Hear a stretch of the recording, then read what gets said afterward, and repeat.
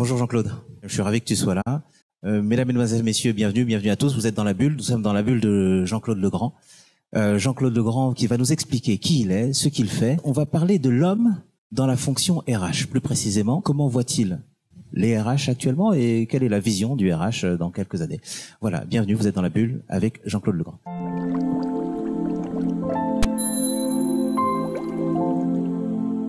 Bonjour Jean-Claude, ça va? Oui, très bien. Alors Jean-Claude, est-ce que tu peux décliner ton identité s'il te plaît et me dire qui tu es, ce que tu fais? Je suis l'homme des relations humaines de L'Oréal. Depuis maintenant de nombreuses années, j'ai rejoint L'Oréal il y a près de 26 ans, tu vois. Nous on te prend ici comme DRH, mais là tu viens de dire pas DRH. relations humaines, justement, Oui, on en fait parle. Exprès, tu vois. Ouais. Souvent, je dis que je ne fais pas des ressources humaines, je m'occupe des gens. C'est deux métiers très différents. Moi, je connais plein de gens qui sont DRH, je connais beaucoup moins de gens qui s'occupent des autres. Ouais. Waouh. Mais il faut le vérifier après, c'est ça. Il faut que je sais pas s'il y a beaucoup de L'Oréaliens qui regardent, il faut qu'ils viennent me contredire si c'est pas le cas. Donc relations humaines, donc tu tiens vraiment à ça et moi, DRH, directeur des relations humaines. Je suis le premier homme des relations humaines de L'Oréal. D'accord. Donc c'est une longue tradition et moi je suis très attaché à ce titre. Est-ce que tu te souviens, tu me parlais d'il y a plus de 26 ans, ton premier entretien? Très bien. Je me rappelle très bien de mon premier entretien. En plus, c'est amusant que tu me poses cette question parce que cette semaine, je vais prendre la parole dans un pot de départ d'une des deux personnes qui m'a recruté il y a 26 ans. Et je vais peut-être lui faire une blague, comme ça, tu vois, je te l'annonce avant. Et peut-être je vais me rhabiller comme j'étais ce jour-là, parce que j'ai un souvenir très précis. Ah, tu t'es habillé comment? J'avais une chemise bleue, je pourrais, alors pas comme celle-là, mais oui, j'ai un souvenir précis de ce jour-là, tu vois, c'était pendant l'été de 1995. Donc je me rappelle très bien. Je me rappelle où je m'étais égaré pour entrer dans le centre Jeune Schweller, qui est toujours le siège de L'Oréal. C'était à Clichy. Tout à fait, de l'autre côté du périph', Ouais. on y est depuis très longtemps. C'est un souvenir très précis de qui étaient les gens qui m'ont interviewé. J'étais surpris parce qu'ils étaient deux d'ailleurs à l'époque, et donc je me rappelle très bien. L'entretien que tu as eu à cette époque, est-ce que tu ferais le même aujourd'hui? Est-ce que tu referais le même style d'entretien ou pas? Tu sais, ça fait très longtemps que je fais du recrutement aussi. J'essaie de ne jamais faire plusieurs fois le même entretien. Donc je ne pose jamais les mêmes questions parce que en fait, je m'adapte à la personne en face de moi et donc j'essaye de varier les choses. Je sais jamais comment un entretien va se dérouler. Pour moi, il doit y avoir un côté qui est très individualisé et s'intéresser à qui tu es en face. Tu ne veux pas toujours poser une espèce de batterie de questions. Moi, je m'adapte et je chemine avec la personne.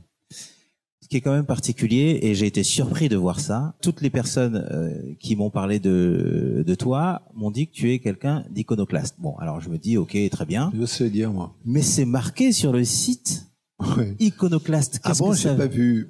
Qu'est-ce que ça veut dire? Ça veut dire que t'es irrévérencieux? C'est quoi? Ça veut dire que, en fait, c'est amusant. Il y a une espèce d'étiquette qui me colle un peu dans le dos. C'est amusant. Qui est cette idée, tu sais, d'essayer. Moi, j'essaye pas. J'essaie d'être le plus sincère et en accord avec moi-même. Mais des gens vont dire que, par exemple, je suis atypique. Oui. Tu vois, iconoclaste. Non, moi, je pense que. Par contre, c'est vrai qu'au fond de moi, si tu me demandes, depuis que je suis tout petit, je suis assez insolent. Et j'ai toujours essayé de garder cette insolence qui est une forme de, non pas de, ni d'agression ni de protection, mais je pense que c'est d'essayer d'être le plus sincère possible, le plus direct possible, pas essayer d'enjoliver ou d'embellir les choses, tu vois. La vision que j'en ai, moi, quand on est RH, il y a une espèce de diplomatie qui va avec ce terme. Moi, je pense pas, justement, il doit y avoir, ça doit être le plus humain possible. Moi, souvent, tu sais, la dernière fois, j'expliquais là encore, après, c'est quand tu as beaucoup d'ancienneté et d'expérience. Moi, j'explique à mes équipes que faire des ressources humaines, pour moi, c'est comme faire de la très grande cuisine. Tu as des recettes et tu as des ingrédients et ensuite tu as un tour de main. Donc, c'est quelque chose qui s'apprend. Donc, tu vois, moi, je dis tous les matins, j'ouvre les fourneaux et tu viens à côté de moi et on fait la cuisine. Et tu es avec moi dans la cuisine et on essaye de faire les choses le mieux possible. Et dans la cuisine, si tu as déjà été dans une cuisine, un très grand restaurant, il y a des tensions, il y a des moments plus chauds que d'autres. Il y a du management. Alors, il évolue aussi ce management, tu vois, parce qu'il était quand même à l'origine très top-down et directif. Mais je pense que c'est quelque chose qui s'apprend par un tour de main. Donc, moi, je pense qu'il y a une façon de faire des ressources humaines. En tout cas, moi, j'ai une façon de faire des ressources humaines qui m'est propre, qui n'est pas celle de tout le monde et qui ne consiste pas uniquement à mettre en œuvre des méthodes ou des processus ou de dire j'ai respecté parfaitement la recette. Ouais, mais si la recette était dégueulasse, t'es mal parti. Mais t'as bien tout respecté, ouais, mais c'est dégueulasse. C'est une question que je voulais te poser après, mais là, puisque t'en parles, alors, il y a un style, Jean-Claude Legrand? Non, c'est pas un style, tu sais, c'est amusant. C'est un espèce d'art éphémère. Si tu me demandes si je me retourne sur toutes ces années, à chaque fois que j'interviewe quelqu'un ou que je rencontre quelqu'un, j'essaie de donner quelque chose. C'est quelque chose que j'ai changé dans ma façon de faire des ressources humaines il y a plus de 20 ans. Tu vois, quand j'étais beaucoup plus jeune, comme plein de gens dans mon métier, tu dis, je vais sélectionner des gens, je vais prendre des décisions, et tu es assez binaire. Moi, c'est quelque chose, cette idée d'être binaire, c'est quelque chose que j'ai arrêté il y a longtemps. Dès que quelqu'un s'assoit en face de moi, je me demande toujours qu'est-ce que je peux essayer de faire de plus intelligent, mieux avec cette personne-là. Et il y a toujours quelque chose à faire, plutôt que de dire, il ou elle est bon à ça, pas à ça, j'en ai pas besoin. Tu vois, c'est une forme d'écologie ou développement durable des gens. C'est-à-dire qu'il y a toujours une idée, il y a toujours un projet, tu peux toujours faire quelque chose. C'est beau, ça. Plutôt que de dire, ça m'intéresse pas, j'ai un besoin là pour, je sais pas quoi, un poste dans tel truc, cette personne correspond pas, elle correspond pas, ça m'intéresse pas. Au contraire, c'est de se dire, vous correspondez en rien à ce dont j'ai besoin, mais qu'est-ce qu'on peut imaginer ensemble? Écologie durable des gens. Il y a un parallèle. Tu vois bien que c'est formidable. Là, on a tous été touchés. Le rapport du GIEC, tout le monde le connaît par cœur. C'est terrible. Cet été, on a vu des feux. Ok, bon, ça nous touche. Mais c'est assez compliqué pour que chacun d'entre nous. Alors, on peut consommer moins de plastique, on peut faire attention à l'eau. On a tous des enfants plus jeunes qui te coupent le robinet quand tu fais un truc, ils viennent t'engueuler si ta douche dure 3 minutes de plus. Donc ça, on a tous compris. Maintenant, il y a encore un truc sur lequel on peut agir tout de suite, c'est sur les autres. Qu'est-ce que je peux faire de mieux? Qu'est-ce que je peux faire de plus? Vis-à-vis des gens, c'est un truc que tu peux changer là, dans les 3 minutes. Et pas de la fausse bienveillance dégoulinante dont j'en ai ras-le-bol, que les mecs te parlent de ça à longueur de journée, alors qu'ils se comportent comme des saloupios au quotidien. J'ai 2 questions. Est-ce que y a un épisode qui est marquant pour toi, quelque chose dont tu te souviens, un truc dingue, insolite, bizarre, fou? Et la deuxième question, c'est comment on fait pour durer 26 ans? Comment tu fais? D'abord, alors il y a 2 éléments. Le premier élément, si tu demandes un élément comme ça, insolite, qui me passe par la tête, c'est assez amusant. Quand j'étais donc plus jeune, j'ai eu un patron qui était une icône de L'Oréal, qui s'appelle toujours, qui est toujours vivant, qui s'appelait Patrick Rabin, qui était éminemment respecté, craint. On est dans ces années 2000. Le management est plus directif, plus dur qu'aujourd'hui, indéniablement, plus exigeant aussi, et plus respecté, dans une logique plus hiérarchique. Et là, on m'explique que Patrick Rabin, par exemple, j'ai un de mes patrons qui me dit, tu vois, ton bureau, moi j'ai plein de livres sur mon bureau, j'ai toujours plein de papiers, c'est pas toujours très ordonné. Donc c'est aussi une façon de me juger. C'est-à-dire que tu arrives dans mon bureau, tu dis, oula, c'est un vrai bordel. Bon, et moi, je trouvais que c'était mon bureau, donc tu vois, c'est comme ça que je travaille. J'ai plein de mots, j'écris des choses et tout ça. Et il me disait, non, tu vois, dans le bureau de Patrick Rabin, son bureau, machin. Et un jour, je me retrouve dans le bureau de ce fameux Patrick Rabin. C'était encore, mais beaucoup plus dérangé que le mien. Il y avait des livres encore bien plus que chez moi. Et d'un seul coup, il me dit, tiens, je voulais te voir pour te donner, vieux. Il tire un papier et le truc correspondait exactement à ce qu'il voulait me dire. Et après, j'ai revu l'autre, j'ai dit, tu vois, franchement, tu me parles d'un truc, tu sais même pas de quoi tu parles. Son bureau est encore bien pire que le mien. Donc, tu vois, il y a toujours cette idée de l'ours qui a vu l'ours. Donc, le mieux, c'est d'aller à la source, discuter directement avec l'ours. Bon, c'est une anecdote, je pourrais t'en citer des dizaines sur L'Oréal. Et l'autre chose, quand je cherche des gens, moi, par exemple, je pense qu'il y a quelque chose de très important, quelque chose que chacun d'entre nous peut produire, qui est de l'énergie. Et avec des choses que j'essaie de transmettre, tu vois, j'ai la chance, j'ai 4 enfants, c'est des discussions que j'ai avec eux. C'est-à-dire et je suis assez marqué quand je discute avec, on pourrait en rediscuter, moi je crois pas du tout au concept de génération X, Y, Z, W. C'est avoir 20 ans, donc qu'est-ce que ça veut dire avoir 20 ans quand tu es dans le Covid? Qu'est-ce que ça veut dire avoir 20 ans en 1944? Qu'est-ce que ça veut dire avoir 20 ans le 3 août 1914? On pourrait discuter de qu'est-ce que ça veut dire avoir 20 ans. Mais l'énergie, c'est quelque chose qui est absolument à essayer de développer, à recharger soi-même, à donner comme énergie et comme confiance aux autres. Donc c'est ça, pour moi, le secret, c'est toujours essayer de mettre de l'énergie. J'ai une énorme blague là depuis quelques jours, les gens ne comprennent pas d'ailleurs, c'est les gens... J'ai jamais bu un café de ma vie, mais souvent les gens m'offrent un café en disant « Est-ce que vous voulez un café ?» Je dis « Non, je prends pas de café pendant que je travaille, ça m'empêche de dormir. » Donc, j'aime bien. Moi, ça me fait rire. Mais bon, alors l'autre chose qui m'amuse, moi, c'est mon humour à moi, mais j'essaie d'avoir beaucoup d'humour sur moi d'abord, beaucoup d'humour qui est de moi, ce qui surprend toujours les autres, mais puis surtout de toujours sortir avec de l'humour des situations les plus difficiles, les plus impraticables. Toi, c'est une arme fantastique pour moi et qui vient de l'insolence. Tu vois, quand j'étais plus jeune, j'ai beaucoup pratiqué ça avec mon pauvre papa, parce que je l'ai beaucoup chambré. Et je pense que c'est un chemin dans la vie qui m'aide. Et puis moi, je viens du sud de la France. Alors là aussi, ça s'entend pas dans mon accent, mais je suis quelqu'un qui vient vraiment du sud de la France et qui est cet esprit un peu différent des gens qui viennent du sud. Qu'est-ce que tu aimerais qu'on retienne de toi?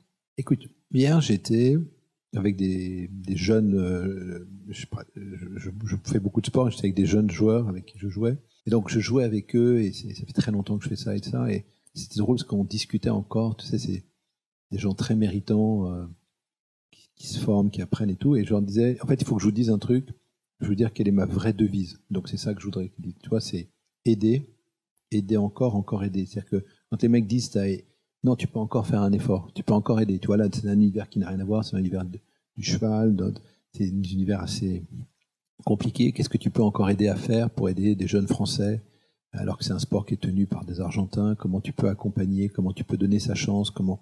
Voilà, donc c'est toute une aventure. Et c'est pas épuisant? De aider? Ouais. Mais non, moi, ça me régénère, c'est fantastique. Souvent, les gens me posent cette question, même si tu peux être déçu, je sais pas combien... 10 fois, si une fois le truc a marché, que tu as donné sa chance à quelqu'un, et pas dans une logique, moi je fais jamais ça dans une logique de me renvoyer quelque chose, ça m'intéresse pas du tout. Donc le jour de ton pot de départ, ouais, les mecs diront, il avait dit aider encore, aider encore, et il l'a fait. Toi, être consistant, dire ce que j'ai dit, je l'ai fait, c'est ça qui m'intéresse. tu es un faiseux et pas un diseux. Chez moi, dans le sud, tu sais, on appelle ça des crocodiles. C'est des gens qui ont des grandes gueules et des tout petits bras. Donc, un crocodile, comme tu sais, s'il ouvre la gueule sous l'eau, c'est pas bon pour lui. Donc, il faut rester à la surface et essayer d'être le plus consistant entre les engagements que tu prends. Donc, tu vois, souvent, les gens disent, mais pourquoi t'as encore dit oui ou pourquoi t'as pris cet engagement? Parce que je dis, c'est impossible. Et pourtant, je vais le faire. De quoi es-tu le plus fier que ce que tu as fait chez L'Oréal? Enfin, où tu te dis... Non, le plus amusant, si tu me dis le plus amusant dans L'Oréal, c'est il y a 20 ans, m'intéresser en profondeur par une rencontre. Moi, je ne crois qu'aux rencontres, par la rencontre de Richard Descoings et d'un homme qui s'appelait Cyril Delay. Les rencontrer, se dire ce qu'ils me disent est extrêmement intéressant. Tu vois, moi-même, je l'ai dit, je viens du Sud, je viens d'Aix-en-Provence. Le lycée où j'ai été au lycée est un lycée qui aujourd'hui est dans une ZEP, donc dans la banlieue d'Aix-en-Provence, etc. Donc, et d'un seul coup, je me suis dit, mais en fait, ils ont raison, quoi. Il y a quand même un énorme problème, qui est d'ailleurs loin d'être réglé, mais d'égalité de chance, de discrimination. Donc, tu vois, commencer à tirer ce fil, créer, il y a une vingtaine d'années, une vraie politique de non-discrimination, d'égalité des chances, de diversité chez L'Oréal, quand ça n'intéressait personne. Quand j'ai été chercher des premières personnes pour travailler sur ces sujets, tout le monde me regardait si j'étais fou. Donc voilà, tu vois, dire à quelqu'un, t'es noir, moi je suis blanc et on peut en discuter. Les mecs te disent non. En France, personne dit noir, hein, comme tu le sais bien, parce que les gens disent non, j'ai un ami qui est black. Pourquoi c'est difficile de dire noir? Donc non, black, ça ménage un peu des trucs. Alors bon, tu vois, c'est un peu entre les deux. C'est comme, tu vois, je comprends homosexuel, non, mais gay, j'ai des amis gays. Bon, donc le courage de dire les choses, mettre un mot à quoi il correspond. Donc oui, moi, si tu me demandes quelque chose vraiment dont, si tant est que ce sentiment est que moi je suis pas dans la recherche de la fierté, parce que pour moi il y a dans fierté un côté très affirmé, alpha mâle qui m'exaspère. Ce qui m'intéresse, c'est de se dire, est-ce que là, j'ai pu faire bouger des choses? En tout cas, montrer que si c'était possible chez L'Oréal, c'est possible partout, tu vois. Ouais. C'est quoi ton prochain défi, alors? Tu vois, celui qui m'intéresse le plus, c'est comment ça se passait après. Il faut absolument que je prépare ça intelligemment. Moi, je travaille toujours sur dans 10 ans. Dans 10 ans, je serai plus chez L'Oréal. C'est ma question d'après. Ouais, dans 10 ans, est-ce que j'aurai... tu vois, plein de gens avec qui je travaille aujourd'hui, c'est des gens que j'ai, entre guillemets, accompagnés, choisis, aidés il y a 20 ans, 15 ans, dans des longues durées. Et tous ne travaillent pas chez L'Oréal aujourd'hui encore. C'est amusant, d'ailleurs. Tu vois, hier, par exemple, j'ai appelé un dirigeant qui travaille chez Amazon. C'est amusant parce qu'en plus, je l'appelle parce que justement, je voulais aider un des jeunes dont je parlais tout à l'heure et parce que j'ai repéré un entrepôt à Amazon. C'est toujours pareil, il faut être très curieux pour moi. Mais lui, par exemple, il est un dirigeant d'Amazon. Donc, tu vois, quand tu accompagnes vraiment les gens, il y en a absolument partout dans le monde. Tu peux tisser des liens avec eux, leur demander plein de choses, ça qui est intéressant. Donc, tu as un super réseau, mais justement, si tu aides et tu aides encore et tu aides encore, c'est-à-dire que tout le monde doit t'appeler. Pourquoi est-ce que tu es là? Pourquoi est-ce que tu es venu? Quand je t'ai demandé. Pour faire un extra mile, parce que je te connais un peu, tu m'as dit tiens viens, j'ai vu ton émission, je me suis dit voilà, il n'y a pas de, voilà, ça m'amuse de te revoir. Comment tu vois l'avenir des relations humaines chez L'Oréal? Comment tu aimerais le voir évoluer? Si tu veux, moi ce que j'aimerais, c'est que ce que j'essaye de transmettre, qui est cette idée de proximité, d'altérité, de contact avec les gens, j'engage de plus en plus de gens par l'exemplarité et puis par eux aussi, par leur désir de le faire, parce que c'est assez facile à dire, c'est très difficile à faire. Aller vraiment au contact, essayer de donner quelque chose, écouter les gens, c'est très très difficile. D'abord, c'est fatigant. Et parce que tu donnes quelque chose. Le mieux, c'est de rester à l'interface, de faire du transactionnel et dire bon, ça m'intéresse pas, tu vois. On reste à la surface des choses, on se dit, on fait des ressources humaines. On s'est pas fait de mal, on s'est pas fait de bien, tout va bien. C'est très dur, hein, ce que je veux dire, mais il y a plein de façons de faire des ressources humaines et il y a plein de gens qui font des ressources humaines en étant sur le bord de la route, en disant je comprends pas. Les managers s'arrêtent pas, les collaborateurs me demandent rien, mais en fait, tu sais quoi, tu fais de la transaction, ça les intéresse pas.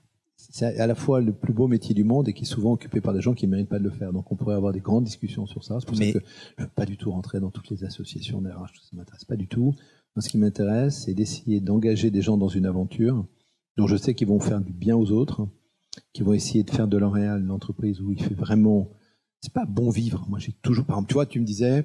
Enfin, tu m'as posé la question, je t'ai dit il y a 20 ans, moi je suis content d'être parmi les gens qui ont démarré ces politiques de diversité, d'inclusivité, tout ça. Par contre, je suis content d'avoir évité, par exemple, ce que j'ai tout de suite décelé comme étant des modes, je sais pas, des Chief Happiness Officers, enfin tous pipeaux. Parce que il faut bien savoir pourquoi une entreprise, c'est quoi? C'est une aventure humaine qui a pour vocation à se développer et à gagner de l'argent. Pour ça, est-ce que la meilleure façon, c'est uniquement d'exploiter les gens ou c'est de faire des choses avec eux? Parce que j'ai une vision positive des choses, pas parce que le système m'a profité à moi, c'est pas le sujet. C'est comment on vit cette aventure collective. Moi, je pense qu'une entreprise, ça peut aider des gens à sortir de leurs conditions, ça peut élever des gens, ça peut rendre beaucoup de choses. Tu vois, avant de venir, j'avais une discussion on préparait une réunion, et l'année dernière, dans notre négociation annuelle obligatoire, Jean-Paul Agon, qui est le président exécutif de L'Oréal, on a décidé avec lui de se dire on serait fiers collectivement que le salaire minimum de nos 15 000 collaborateurs ici en France soit pas en dessous de 2 000 euros. On se dit là, on avait graduellement remonté, c'est tout un travail de longue haleine. On dit voilà, 2 000 euros, personne chez L'Oréal gagnera moins de 2 000 euros dans une centrale logistique, dans une unité de production, dans un grand magasin. On dit c'est 2 000 euros. C'est quoi la réaction des gens en France quand tu dis ça? C'est qu'il y en a plein qui viennent te voir en disant mais moi, je suis pas du tout d'accord, hein, parce que j'ai mis 10 ans à gagner 2 000 euros. Donc c'est des insiders, c'est des gens qui ont déjà tout, qui au lieu de se dire ça a bénéficié, en l'occurrence ça a bénéficié à 150 personnes qui arrivent ou qui ne gagnaient pas ces 2 000 euros, au lieu de se dire c'est vachement bien pour les 150, c'est moi, mon petit ego, mon petit truc, moi je comprends pas, vous n'avez pas fait ça pour moi. Ben d'accord, d'abord il n'est jamais trop tard pour bien faire, réjouis-toi pour les autres, puis ensuite viens nous expliquer ton cas, pourquoi il a fallu 10 ans à l'époque, tu vois. Quand tu parles, on sent que ça t'énerve, que ça t'agace. Non, ça m'amuse. Il y a une espèce de body language en même temps, et dans tes yeux, en fait, ça t'irrite. Non, ça m'amuse. Parce que je viens les contre. Parce que là, aujourd'hui, c'est moi qui décide. Donc tout ça, je peux le régler plus facilement. Quand c'est pas moi qui avais la possibilité de décider, bah là, ça m'irritait beaucoup, tu vois.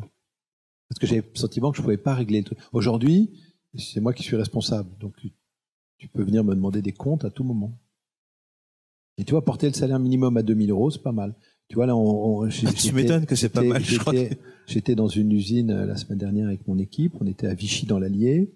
Quand tu vois comment on peut embaucher des ouvriers en France, tu vois, dans les 2 dernières années, on a embauché 400 ouvrières en France. Tu te dis, c'est bien. C'est possible de le faire. Tu sais, la première fois que je t'ai vu chez L'Oréal, j'ai rêvé où tu avais bien un club de golf. Je sais plus, j'ai plein de choses. Alors, tu vois, quand tu me disais des regrets, par exemple, là, c'est drôle. Tout à l'heure, j'ai essayé d'appeler c'est amusant, une copine de mon fils, et elle avait fait une blague sur son répondeur vocal. Elle a la voix quand elle était une enfant. En fait, ça m'a rappelé, moi, pendant des années, les gens m'appelaient parce que je faisais plein de blagues sur mon répondeur, jusqu'au moment où les mecs m'ont dit non, là, franchement, t'as trop de responsabilités. Alors que tu vois, je faisais plein je me rappelle, pendant des semaines, j'avais gardé un truc, j'avais réussi à enregistrer un truc, comme si je rentrais dans une station de lavage de voiture. Ça m'avait pris, parce qu'à l'époque, c'était super compliqué, parce que tu pouvais pas enregistrer, tu vois. Ouais. Je foutais des pièces dans le distributeur pour dire, pour le 1, appuyez, pour le 2. Donc, toi, ça avait beaucoup amusé. Les mecs m'ont dit, non, il faut arrêter maintenant, tu peux plus avoir des répondeurs téléphoniques comme ça. Donc, toi, ça, c'est un regret d'avoir cédé, parce qu'il y a des moments où je cède quand même. Toi, tu voudrais continuer à faire ce genre de choses. Ça m'amusait tellement, mais parce que ce que ces gens n'arrivent pas à comprendre, c'est que ça en dit long sur le fait que tu ne te prennes pas trop au sérieux toi-même, tu vois. Quand tu me parlais tout à l'heure de relations humaines, pour moi, c'est ça. C'est-à-dire que chacun d'entre nous est en permanence transformé, transpercé d'inquiétudes, de doutes. C'est qu'est-ce que tu fais pour accompagner, aider, et pas que l'entreprise, ça soit un lieu où tu dis, je vais me faire emmerder, je vais me faire agresser, je vais me faire déstabiliser. C'est pas pour moi. Et justement, c'est pour ça qu'il n'y a pas d'idée de bisounours ou de câlinothérapie. Il y a l'idée de se dire, est-ce que je peux être au service d'un truc plus grand que moi? Tu vois, moi, c'est ce que je pense. Je suis au service de quelque chose de plus grand, qui est cet idéal de beauté. On peut être beau et noir, beau et blanc, beau et vieux, beau et jeune, tu vois, et beau et plein de choses. Et beau, c'est justement pas des canons ou des critères de beauté. C'est ce que nous, on reflète et comment on essaye de le donner. Et c'est ça, tu vois, le truc, c'est comment, au service de cet idéal-là, tu arrives à engager des gens dans une aventure, et effectivement, en les faisant durer le plus longtemps possible, parce que durer le plus longtemps possible, c'est très dur. Le plus simple, c'est de dire, moi, je te fais un petit business quick and dirty, je te vends un job, je te vends un truc, mais j'en ai rien à foutre de derrière, parce que tu vas faire un truc, tu vas faire une minute, tu vas faire une start-up, puis derrière, tu t'en fous. Là, moi, l'idée, c'est de construire une relation et d'être capable de l'assumer dans le temps, pour dire, bah tiens, je t'avais proposé ça, je t'avais dit ça, ça s'est pas passé comme ça, j'en suis désolé ou pas, et comment on avance ensemble. C'est ça, une aventure humaine. Est-ce que tu peux terminer en regardant face à la caméra? Quel est ton conseil pour un jeune, pour une embauche? Comment doit-il se comporter? Que doit-il faire? Alors, mon conseil vis-à-vis de quelqu'un de jeune, c'est de avoir peur de rien et de renverser la question et d'être curieux, quoi, de poser le maximum de questions, de pas être dans une logique. Tu sais, dans mes études, j'ai été à Dauphine, j'ai étudié à Dauphine. Et quand les gens me disent alors Dauphine, et ça, bon, il y a un truc que j'ai fait, parce qu'à l'époque je venais en métro, j'ai fait plusieurs fois le tour de la place Dauphine. Alors, en ce moment il y a des travaux, le tramway et tout ça, donc j'encourage les gens à le faire. Il y a une stèle de là de Tassigny, et sur laquelle il y a écrit ne pas subir, et à laquelle moi je rajoute rien ni personne. Donc tu vois, c'est ça l'idée. Être jeune, c'est justement pas subir. Donc je trouve que c'est pas mal que Dauphine soit à côté de ça, parce que je dirais à tous les étudiants, allez bien voir ce qui est écrit sur ce que lui pensait à l'époque, et Delattre est un fantastique maréchal de France. Donc voilà, ne pas subir. Moi, le conseil que je leur donnerais, c'est surtout ne pas subir, et rien ni personne. Bah oui, vous pouvez applaudir si vous voulez applaudir, là c'est bon. Merci. Alors, j'avais demandé, tu m'as dit que c'était pas simple, hein, je t'avais demandé des musiques. Je te l'ai dit, moi, je suis Marseillais en fait. Ouais. Donc voilà, tu mets Jump quand tu rentres dans le stade Vélodrome, mais ici, tout le monde soutient le Paris Saint-Germain, donc c'est pour ça. Ah oui, c'est vrai que tu es Marseillais. Oui, c'est vrai. Donc tu mets Jump. De Jump.